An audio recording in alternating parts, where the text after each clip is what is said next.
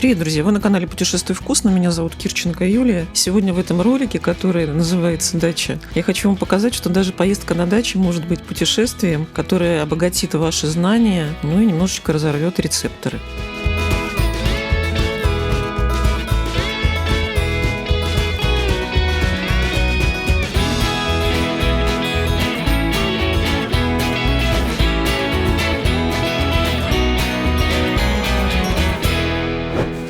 Готовимся сажать огород. Такие вот наши дачные дела. Вот она какая. И пахнет помидорками-то, да? Когда вы рассаду начали высаживать? В феврале. Так, а это у нас перчик, да? Значит, я поставил 10 низкорослых, 12 желтых, поставил 10 розовых и 5 еще мелких отдельных. С возрастом ты начинаешь не мельки приближаться. На рынках среди русской широты как будто жизнь останавливается. Попадаешь в какие-то, хорошо, пусть будут 90-е. Много прикольного шмота. Можно выцепить. О, для Карлсонов. Скажите, пожалуйста, огурцы есть у вас? Нет, кончились. Огурцы кончаются у всех очень быстро. Будем искать. О, даже куры продаются.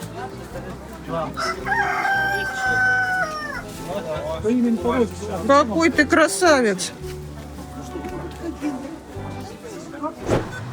Знаете, друзья, когда ты находишься постоянно в рабочем процессе, тебе некогда,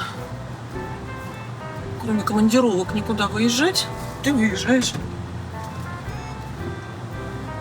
В моем случае в два места. Деревня Знаменская, где Надежда Петровна, моя мама, проводит лето, и Гава. Гава – это дом, который построила моя подруга. Так вот, деревня Знаменская находится в Киржачском районе. Киржач, как бы я его назвала, это малое золотое кольцо Руси. Очень интересный в историческом плане маленький городок. Сейчас мы проедем по центру. Кстати, у меня есть уже ролик про него, можете посмотреть. Я вам покажу и расскажу, чем он интересен. Значит, город впервые упоминался в 1300, по-моему, каких-то годах. Отсюда родом Прокудин Горский, родоначальник цветной фотографии. В центре города есть выставка. Прям выставка на улице. Здесь захороненные князья Милославские. Надежа царь говорит, что я князь Милославский. Устраивает это вас? Чур! Сгинь! Что такое? Опять не слава богу. В чем дело? Да ведь казнили тебя на медне. Повесили тебя на собственных воротах третьего дня по приказу царя. Ой, спасибо. Повесили меня по твоему приказу. Здесь находится, сейчас мы будем проезжать мимо, самая длинная пешеходная деревянная дорога в России. Здесь находится музей аргуновских наличников. Здесь сохранившаяся 18-19 века архитектура. Здесь есть очень крутой чувак Федоров. Вот такие вот у него заведения. Сувениры, трапезные, ресторанчики. Он меценат, он прям восстанавливает город, вкладывает свои деньги. Есть гостевые дома, которые в старинных домах сделаны. Недалеко от Киржача есть очень такое место, которое, мне кажется, весь мир должен знать. Место, где погиб... Даже плакать опять начну. Место, где разбился Гагарин. Такая вот прекрасная речушечка Киржач. Посмотрите, какие живописные разливные луга. В общем, в любое местечко, куда бы ты не заехал, есть что-то интересное. Ну, конечно же, вкусное. Вкусное у нас будет на даче. Сейчас мы туда доедем, и вам я ее покажу. Вот оно, полюбившееся место Знаменское. Въезжаем. Тут вот одна улица и еще вторая улица, где я живу, без дороги практически, в таком вот медвежьем уголочке, рядом с лесом, в котором много диких животных. Расскажу вам эту историю, когда будем на участке. И вот подъезжаем, посмотрите, какой красивый храм. Он, конечно, еще не восстановлен. Это, судя по всему, 19 век. Потихоньку люди его восстанавливают, там проходят службы. Колокольня не доделана. Смотрите, вот эти вот синие купола, как это красиво и благородно выглядит. Заезжаем на наш медвежий уголочек. Птички летают, птицы поют, карастели, фазаны прилетают на участок. Вот он наш заповедник, санаторий, как я его называю. Сейчас ты мне скажешь, что нужно делать с помидорами, мам. Вот это вот 2 баклажанчика и 2 огурчика. А вот это вот все по списку, как ты сказала. Куда это все, в теплицу отнести? Да. А ты иди отдыхай пока. Потом вечером будем сажать, да? Да. С февраля месяца это все выращивалось. Вот так вот. Вечером мы посадим все. Хорошо. Обязательно. Юля, тень надо. Вот так вот. Век живи, век учись. Вот где тень? Вот тут вот тень. А вот это огурцы будут. 91 год. Там и срок будет. Обратите внимание. Я хочу низкорослые. Если ты взяла низкорослых, то В открытом грунте посадить, да? 10 штучек. Вот, а там чеснок. Там чеснок. Здесь укроп будет. А на краю, Юля, будет тыква и кабачки. Тыква вот такая вот. Мне подруга дала из Нижнего. Оля, привет. А еще обратите внимание, какой у нас газон. Я его называю Уимблдоном. Вот это мой любимый дачный рабочий инструмент для медитации и отдыха. Место зарядки.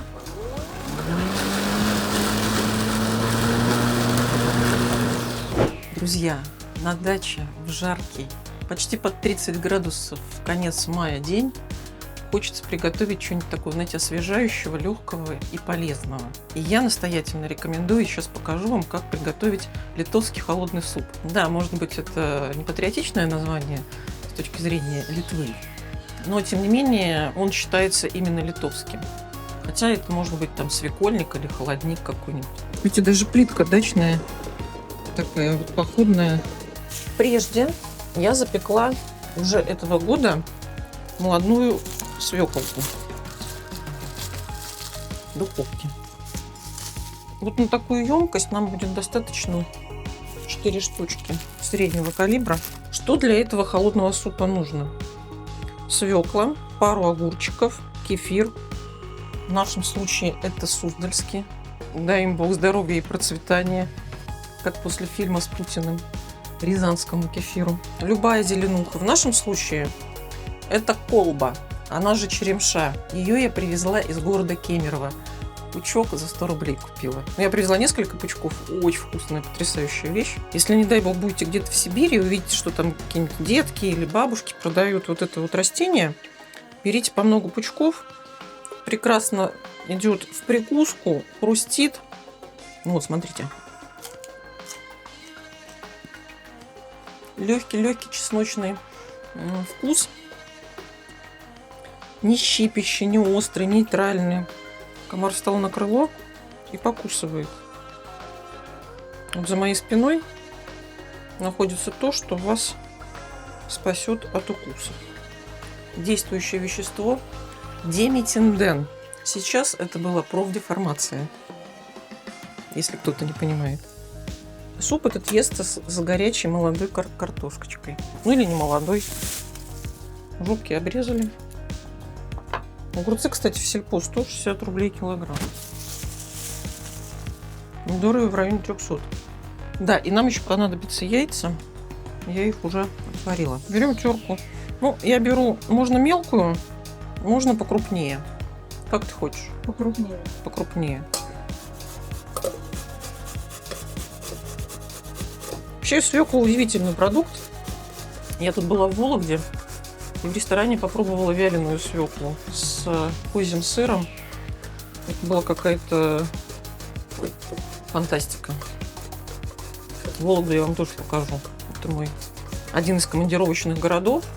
И он настолько мне полюбился, и такой он прекрасный. И обязательно вам расскажу историю про серые вологодские щи. И мы их попробуем. Трем огурчиков. Вообще сейчас на дачке, если у кого-то нет, я не знаю, берите в аренду, выезжайте на выходные. Потому что весна – это особое время года, когда природа просыпается, все расцветает. Вы не представляете, какой здесь концентрат запахов. Сирень цветет, хвойные цветут. У меня на участке порядка 10 хвойных. Это елки, сосны. Чуть туя?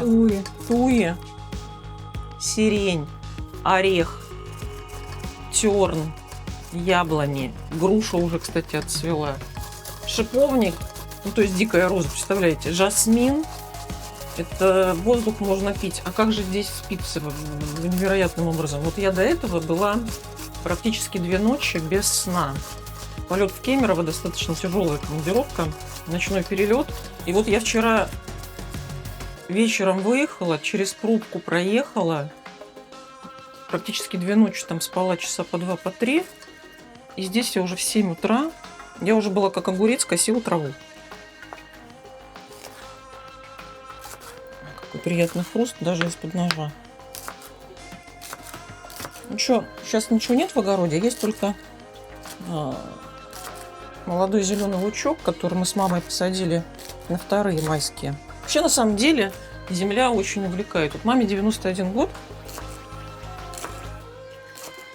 Пока она сидела в квартире в зимний период, у нее постоянно была какая-то хандра,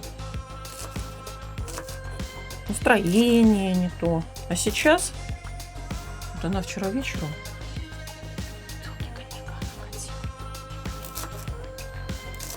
а сегодня бегает огурцом, приготовила грядки. Вечером еще будет меня гонять. Будем сажать помидоры. В общем, свеколка, колба, она же черемша, огурчик. Можете любой укропчик, там, я не знаю, какую зелень любите. Дальше все очень просто. То есть это суп 5-минутка.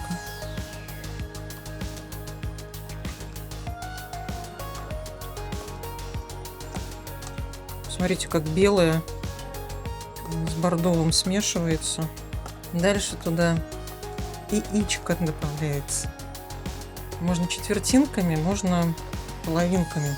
И обязательно это все с теплой или горячей картошкой. Ой, это прям очень вкусно. Картошку можно отварную, а если она молоденькая, молочная, это отдельный восторг. Можно ее, как я вот в ресторане в Вильнюсе подавали, отварная картошечка, обжаренная на сливочном масле. Это дополнительно рвет рецептор. В общем, друзья, дачно-летние дела.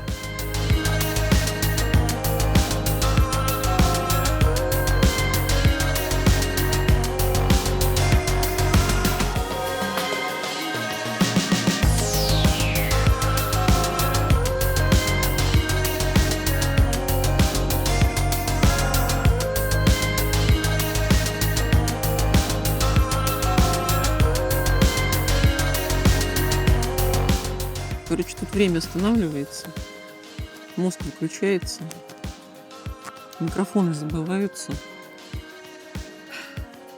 Это очень здоровое, полезное блюдо. Легкое, летнее, легко усваиваемое. В общем, ваше здоровье. Ну, чтобы вы понимали, даже Масю хорошо. Мась, умри! Умри! Вот, смотрите как. Ой, тебе тоже хорошо, Финька? Тебе тоже хорошо. Вот это моя собачка Мася. Я ее лет 8 назад у коллеги с накачанными губами, можно сказать, выкупила в полцены, потому что она сначала завела себе собачку, а потом решила, что у нее аллергия началась. На самом деле, скорее всего, ее мужчина, скажем, в кучку наступил, дома начались скандалы. В общем, что про Масю хочу рассказать. В прошлом году, 10 мая 2024 года, мама там где-то в теплице, и я собираюсь в душе, собираюсь уже уезжать в город. Ни криков, ничего не слышно. Потом выхожу из душа, пятна крови в домике. Я по этим пятнам, а Маська под лавкой сидит вся в крови, израненная, подранная.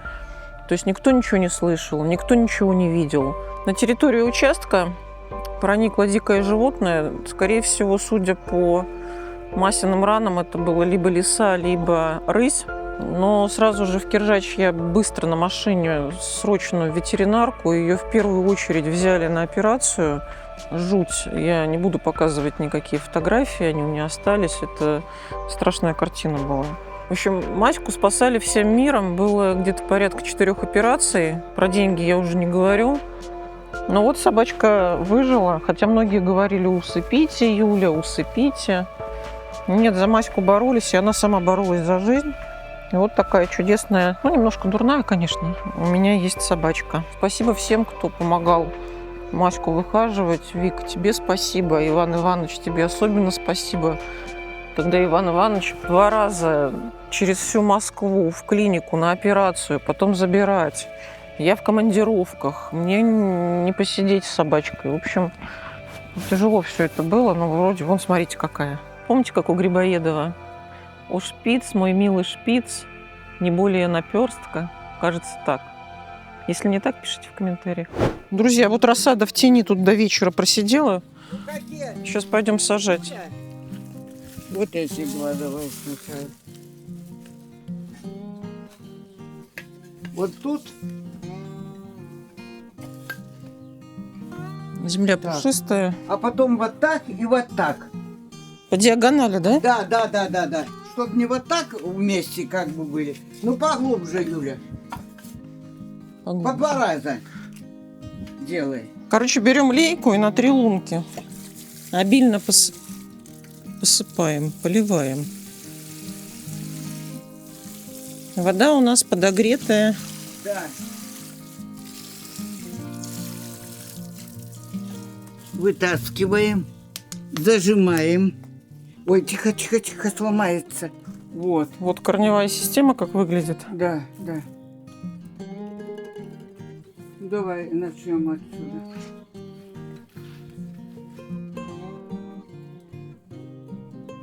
— 91 год. Растяжка какая. Молодежь, облизайте.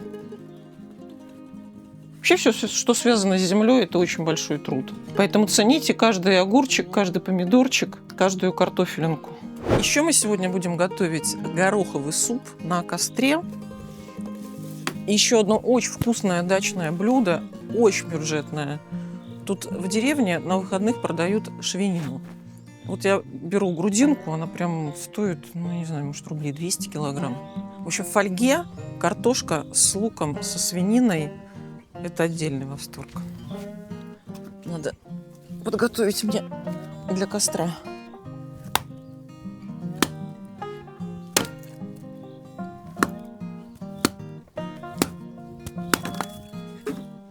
Физические нагрузки легкие – это тоже форма отдыха. Да, Мась? Мась, точно? Мася говорит, что да. А топор надо бы замочить в воде. Самое простое дачное блюдо. Ничего там сложного в этом нет. Главное углей сделать. Итак, нам нужна свиная грудинка, картопля, лук. Ну, можно, я не знаю, соль, перец. Не, ну соль-то обязательно. Вот наша грузинка из сельпо. Тут есть немножко ребер. Мы их сейчас удалим для какого-нибудь, я не знаю, там супа. Я ее чуть подморозила, чтобы она удобнее резалась. Так вот нарезаем кусочками. Какой белорус не любит картошку, лук и свинину, а также Немец. У меня оператор немец. Немка. Наполовину. На самом деле все просто. Сейчас я порежу лук, порежу картошку, все это завернем в фольгу на решетку и на костер. Ой, а потом будет пища богов. Да, Мась? Мась, конечно же, с Финей, когда идет какая-то готовка, они под ногами крутятся. Ну, они думают, может быть, что-то им перепадет. Друзья, лук, картошка и свинина – это вот 3 компонента, которые друг друга дополняют, не портят. Наоборот, делают все взаимовкусным, сочным, ярким. То есть это не высокая кухня, это некая такая, знаете, дачная небрежность. Терпения хватило только одну картошку пошкребсти. Ну, кстати, когда ее шкребешь, выделяются такие специфические штуки, от которых ты кашлять начинаешь. Картошечку просто вот такими дольками нарезаю. Так, просто посолили.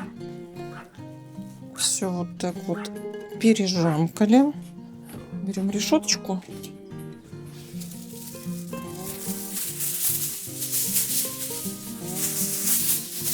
Несколько слоев фольги.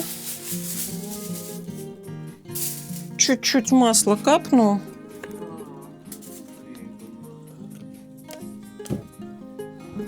Чтобы была какая-то основа.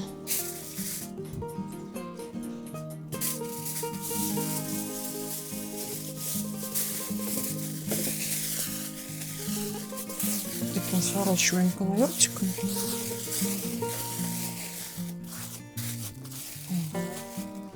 Укладываем на решеточку.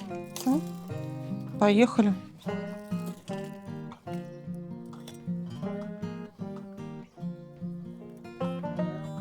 Все пожарится. В общем, в деревне Знаменская, где вот дачные сезоны у нас проходят, магазина нет. Но есть рядышком самое ближайшее, где есть 2 магазина, включая доставку «Озон», Новоселово. Так вот, ну, Новоселово и Новоселово, кто бы мог подумать, что тут такого может быть интересного. В общем, под Новоселово место гибели Юрия Гагарина, мемориал. И еще церковь, в которой, насколько я знаю, Леонов принимал участие в том, чтобы лики святых были космонавты. Ну, тут к самому месту гибели нужно немножечко пройти, это мы сейчас пройдем. И на английском языке, и на русском. 27 марта 1968 года произошла эта трагедия. Центральный комитет Коммунистической партии Советского Союза, Президиум Верховного Совета СССР и Совет министров СССР с глубоким прискорбием извещают, что 27 марта 1968 года в результате катастрофы при выполнении тренировочного полета на самолете трагически погиб первый в мире плакать начинаю. Покоритель космоса, прославленный летчик-космонавт. Короче, сами читайте, потому что я не могу.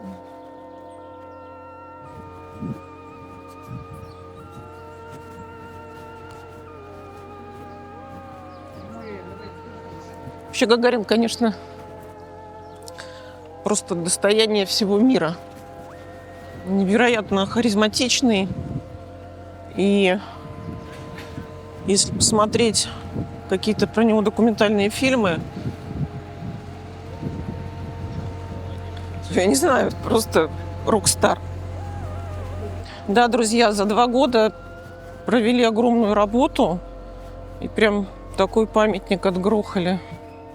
17 октября 1975 года состоялось открытие памятника, который сооружен по проекту группы скульпторов и архитекторов во главе с профессором Улосом.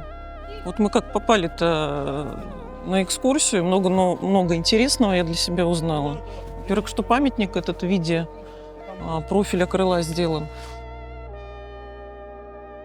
А вот это вот, как говорил экскурсовод, последний свидетель, который свидетель трагедии, которая здесь произошла. И вот если посмотреть наверх на березу, видно, как она спилена. Там было 14 деревьев, но по разным причинам они погибли. Там короед поел, еще что-то. А вот эта вот береза осталась. И место это как раз место гибели.